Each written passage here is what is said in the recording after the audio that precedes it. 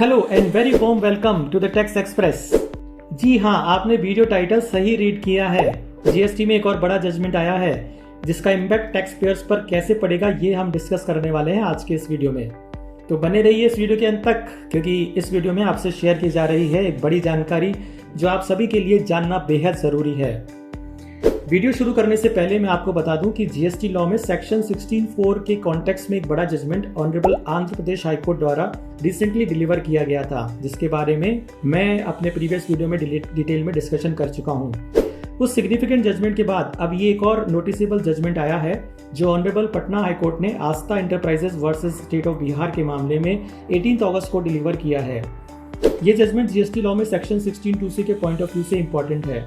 Section 16(2)(c) के अनुसार आपको आईटीसी का क्लेम तभी अलाउ किया जाता है जब आपके सेलिंग डीलर द्वारा गवर्नमेंट को टैक्स पे कर दिया गया हो, आइदर थ्रू कैश लेजर और थ्रू क्रेडिट लेजर। इस केस में पिटिशनर के काउंसिल ने आर्ग्यू किया कि पिटिशनर आईटीसी क्लेम के लिए एलिजिबल है क्योंकि उसके पास सभी टैक्स इनवॉइसेस हैं, सेलिंग डीलर को पेमेंट बैंक के जरिए किया गया है और गुड्स की एक्चुअल रिसीप्ट के एविडेंस भी उसके पास अवेलेबल हैं। ऐसे में वह सेक्शन 16 की सभी कंडीशंस को फुलफिल करता है। अगर सेलिंग डीलर ने टैक्स का पेमेंट गवर्नमेंट को नहीं किया है तो इसमें पिटिशनर का कोई दोष नहीं है और उसे आईटीसी डिनाई नहीं की जानी चाहिए। डिपार्टमेंट के पास सेलिंग डीलर से रिकवरी करने के लिए पर्याप्त मैकेनिज्म जीएसटी लॉ में प्रोवाइड किए गए हैं। पिटिशनर ने अपने कंटेंशंस के सपोर्ट में मद्रास हाई कोर्ट द्वारा डीवाई बीथल एंटरप्राइजेस के केस में दिए गए जजमेंट को भी रेफर किया। ऑनरेबल पटना हाई कोर्ट ने अपने जजमेंट में पिटिशनर द्वारा रिलाई अपॉन किए गए डीवाई बीथल एंटरप्राइजेस के केस को रेफर किया, लेकिन साथ ही कहा कि इस डिसीजन में ऑनरेबल मद्रास हाई कोर्ट ने सेक्शन 16(2)(c) के स्पेसिफिक क्लॉज पर विचार नहीं किया था। साथ ही कोर्ट ने कहा कि सेक्शन 16(2) की कंडीशंस ABC को आइसोलेशन में नहीं बल्कि टोटलिटी में रीड किया जाना चाहिए और इन सभी कंडीशंस को फुलफिल किए जाने पर ही आईटीसी का बेनिफिट अवेल किया जा सकता है। ऑनरेबल कोर्ट ने सुप्रीम कोर्ट द्वारा state of Karnataka versus messrs Ecom Gill coffee trading private limited के केस में दिए गए जजमेंट को भी रेफर किया, जिसमें कहा गया था कि आईटीसी क्लेम को सब्सटेंशिएट किए जाने का बर्डन ऑफ प्रूफ क्लेमेंट पर है और इसके लिए सिर्फ टैक्स इनवॉइसेस या बैंक के थ्रू पेमेंट काफी नहीं है। क्लेमेंट को गुड्स का actual movement and genuineness of transaction भी प्रूव करना होगा। आईटीसी केवल एक बेनिफिट या concession given by the statute है जिससे स्टैट्यूट रेस्ट्रिक्ट कर सकता है। कोर्ट ने डबल टैक्सेशन या अनजस्ट एनरिचमेंट ऑफ रेवेन्यू को भी मानने से इनकार कर दिया और कहा कि यहाँ पर double taxation does not arise क्योंकि परचेजिंग डीलर का आईटीसी केवल तभी डिनाई किया जा रहा है जब रेवेन्यू को सेलिंग डीलर से टैक्स का पेमेंट नहीं रिसीव हुआ है। कोर्ट ने आगे कहा कि रेवेन्यू को सेलिंग डीलर से रिकवरी करने के लिए मैकेनिज्म लॉ में प्रोवाइडेड तो है, लेकिन सिर्फ इसी पॉइंट पर टैक्स पेयर अपनी लायबिलिटी को रिजॉल्व नहीं करा सकता।